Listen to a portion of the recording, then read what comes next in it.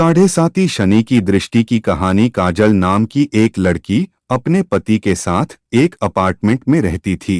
काजल का पति राहुल एक सॉफ्टवेयर कंपनी में टीम लीडर के पद पर था। राहुल बचपन से ही बहुत आध्यात्मिक था, लेकिन उसके उलट उसकी पत्नी काजल बिल्कुल नास्तिक थी। वह ज्यादातर रंगीन दुनिया में जीने की चाहत रखती थी, जिसे वह आज के हिसाब से सही समझती थी। हालांकि इस बात को लेकर दोनों के बीच में कभी भी कोई अनबन नहीं थी। दोनों अपने जीवन में बहुत खुश थे। एक दिन सुबह सुबह राहुल टीवी में धार्मिक कार्यक्रम देख रहा था, जिसमें साढ़े साती काल के बारे में बताया जा रहा था। उसी समय काजल चाय नाश्ता लेकर आती है और राहुल के बगल में बैठकर चाय पीने लगती है और थोड़ी ही देर में वह राहुल से चाय पीते हुए कहती है, क्या सुबह से बोर कर रहे हो? और उसी समय टीवी का रिमोट उठाकर चैनल बदल देती है। राहुल को काजल का बर्ताव अच्छा नहीं लगता। वह काजल से कहता है, क्या तुम साढ़े साती की महादशा के बारे में कुछ जानती हो? जो तुमने उसे बकवास समझ लिया। धर्म की बातें समझने के लिए आस्था लगती है, लेकिन तुम तो बिल्कुल नास्तिक हो। लेकिन तुम्हें किसी और की भावनाओं को तकलीफ देने का हक नहीं है। काजल को राहुल की बात से ग्लानि महसूस होती है और वह राहुल से माफी मांगते हुए वही शनि भगवान का कार्यक्रम टीवी में दोबारा से लगा देती है। राहुल काजल को बहुत प्यार करता था। वह मुस्कुराते हुए कहता है, अरे कोई बात नहीं, चलो आज शनि मंदिर चलते हैं। वैसे काजल को मंदिर जाने में कोई दिलचस्पी नहीं है, लेकिन वह राहुल का दिल रखने के लिए मंदिर जाने को तैयार हो जाती है। दोनों एक साथ बाइक में मंदिर पहुंच जाते हैं। मंदिर के आसपास बहुत सी छोटी छोटी दुकानें लगी होती है। दुकानों में भक्त अपनी अपनी पसंद की चीजें खरीद रहे होते हैं। राहुल प्रसाद खरीदकर मंदिर की तरफ चलने लगता है। वही सीढ़ियों पर एक बाबा काले कपड़े पहने बैठे हुए थे। राहुल उनके कटोरे में कुछ पैसे डाल देता है और काजल के साथ मंदिर चला जाता है। मंदिर में शनि भगवान के दर्शन करने के बाद पुजारी से प्रसाद लेकर दोनों सीढ़ियों से नीचे उतरने लगते हैं और जैसे ही वह नीचे आते हैं, वही बाबा काजल को देखकर कहते हैं, बेटी अपना ध्यान रखना। काजल बाबा को प्रणाम करके राहुल के साथ घर आ जाती है। दरअसल बाबा बहुत तेजस्वी थे। उन्होंने काजल को देखते ही महसूस कर लिया था कि उनके ऊपर शनि की दृष्टि पड़ चुकी है, जिससे उसका साढ़े साती शुरू हो चुका है और उसके जीवन में संकट के बादल घिर गए हैं। काजल के घर पहुंचते ही उसके सर में दर्द होने लगता है। काजल राहुल से कहती है, आप थोड़ा मेरे लिए चाय बना लीजिए, मेरे सर में बहुत दर्द है। राहुल काजल के लिए चाय बनाकर ले आता है। राहुल को ऑफिस जाना होता है, इसलिए वह तैयार होकर जल्दी निकल जाता है। काजल घर के काम खत्म करके दोपहर को सो जाती है। शाम को राहुल अपने ऑफिस से घर आता है। काजल तब तक सो ही रही होती है।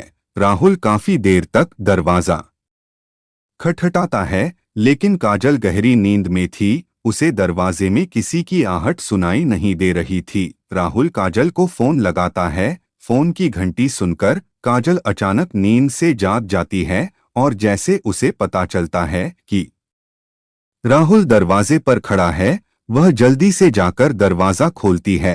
राहुल काजल से प्यार से पूछता है, क्या कर रही थी? इतना टाइम क्यों लग गया?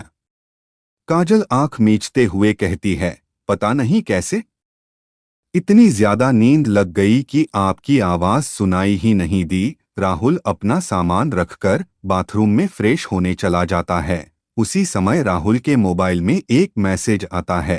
काजल की नजर अचानक मोबाइल पर पड़ती है। उसमें दिल के निशान के साथ प्यार भरा संदेश दिखाई देता है। मैसेज देखते ही काजल के रोम रोम में आग लग जाती है, क्योंकि वह अपने पति से बहुत प्यार करती थी और यदि वह बेवफा निकले तो उसे बर्दाश्त नहीं होगा। काजल की आंखों से आंसू निकल आते हैं। उसी समय राहुल बाथरूम से बाहर निकल आता है। काजल तुरंत उसका फोन रख देती है और अपने आप को काबू में करके अपने कमरे में चली जाती है।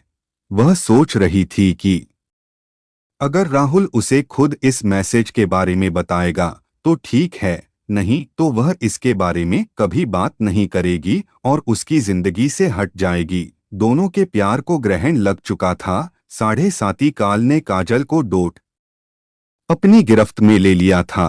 काजल का स्वभाव बदलने लगा था। वह अपने पति पर शक करने लगती है, जिसके चलते उसके रिश्तों में दरार आ चुकी थी। कुछ दिनों के अंदर दोनों के बीच में झगड़े होने प्रारंभ हो जाते हैं। राहुल काजल को समझाने की बहुत कोशिश करता है, लेकिन काजल के दिमाग में वही मैसेज घूम रहा होता है। वह राहुल की किसी भी बात पर भरोसा नहीं कर पा रही थी। राहुल काजल को खुश करने के लिए उससे कहता है, चलो मंदिर चलते हैं और वहीं से बाजार घूमने चलेंगे, आज कुछ कपड़े खरीदते हैं। लेकिन काजल गुस्से में वहां से उठकर चली जाती है। राहुल अकेले ही मंदिर चल देता है। राहुल को दोबारा वही बाबा मंदिर की सीढ़ियों में फिर से दिखाई देते हैं। वह राहुल को देखते ही उसे अपने पास बुलाते हैं। राहुल हाथ जोड़कर बाबा के सामने जाकर खड़ा हो जाता है। बाबा कहते हैं, बेटे तुम्हारे जीवन में संकट दिखाई दे रहा है, क्या तुम ठीक हो? राहुल कई दिनों से काजल से परेशान था। वह बाबा के सामने बैठकर अपनी समस्या बताने लगता है। हालांकि बाबा काजल के 7.5 योग के बारे में पहले से परिचित थे, इसलिए वह राहुल को काजल के ऊपर आए हुए संकट के बारे में बता देते हैं और कष्ट से मुक्ति के लिए उपाय बताते हुए कहते हैं कि तुम्हारी पत्नी को शनि भगवान की विशेष पूजा करनी होगी, जिसके बाद वह सामान्य स्थिति में आ जाएगी। राहुल भगवान का दर्शन करने के बाद घर पहुंचते ही काजल से कहता है, आज मंदिर में वही बाबाजी मिले थे। उन्होंने बताया कि तुम्हारा 7.5 योग चल रहा है, इसलिए तुम्हारे जीवन में चिंता बनी रहती है। तुम शनि भगवान की पूजा करो, उससे सब ठीक हो जाएगा। काजल अचानक राहुल से कहती है कि मेरी समस्या की वजह तो तुम हो। राहुल पूछता है, कैसे? लेकिन काजल बात को यहाँ वहाँ घुमा देती है।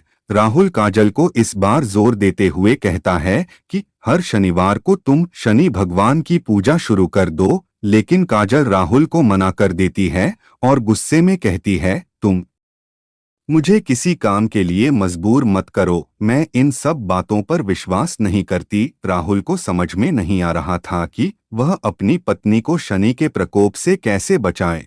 वह दोबारा मंदिर की तरफ जाता है और बाबा को ढूंढने लगता है, लेकिन बाबा वहां से जा चुके होते हैं और अब वह अगले हफ्ते यानी अगले शनिवार ही यहां आएंगे। राहुल के पास तब तक का वक्त नहीं था, क्योंकि वह समझ चुका था कि अगर यह सब ठीक नहीं हुआ तो काजल और उसका रिश्ता टूट जाएगा।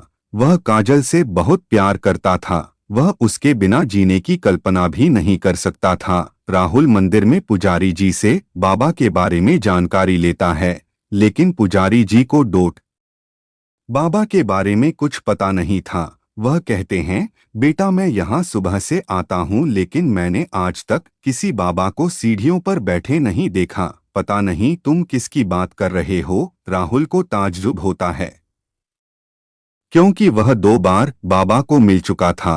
वह शनि भगवान के सामने हाथ जोड़कर कहता है, प्रभु मुझे बाबा से मिलना है। और इतना कहते ही राहुल मंदिर से नीचे उतरने लगता है। अचानक सीढ़ियों में उसके सामने बाबा प्रकट हो जाते हैं और उसे एक शनि भगवान की मूर्ति देते हैं और कहते हैं, इसे अपने घर में रख लेना और इन्हें तेल से स्नान कराना, तुम्हारा कल्याण होगा। और इतना कहते ही बाबा अचानक राहुल के सामने से ओझल हो जाते हैं। राहुल को समझ जाता है यह कोई साधारण बाबा नहीं बल्कि तेजस्वी आत्मा है। राहुल अपने घर पहुंचकर शनि भगवान की मूर्ति स्थापित कर देता है। राहुल जैसे ही वह मूर्ति को तेल से स्नान कराता है, काजल पीछे से आकर जोर जोर से चिल्लाने लगती है और कहती है, खुद चरित्रहीन होकर ये ढोंग मत करो। अपनी गलती छुपाने के लिए तुम शनि भगवान का सहारा ले रहे हो। अपने आप को आईने में देखो तो पता चलेगा कि तुम कितने घटिया इंसान हो। काजल की इतनी अभद्र बातें सुनते ही राहुल के पैरों तले जमीन खिसक जाती है। उसने उम्मीद भी नहीं की थी कि काजल उससे कभी इस लहजे से बात करेगी। राहुल शांत स्वभाव का था। वह काजल को शांत करते हुए पूछता है, क्या हुआ काजल? आराम से बात करो। काजल तुरंत उसका मोबाइल लाकर वही मैसेज उसके सामने रख देती है। राहुल काजल से पूछता है, यह क्या है?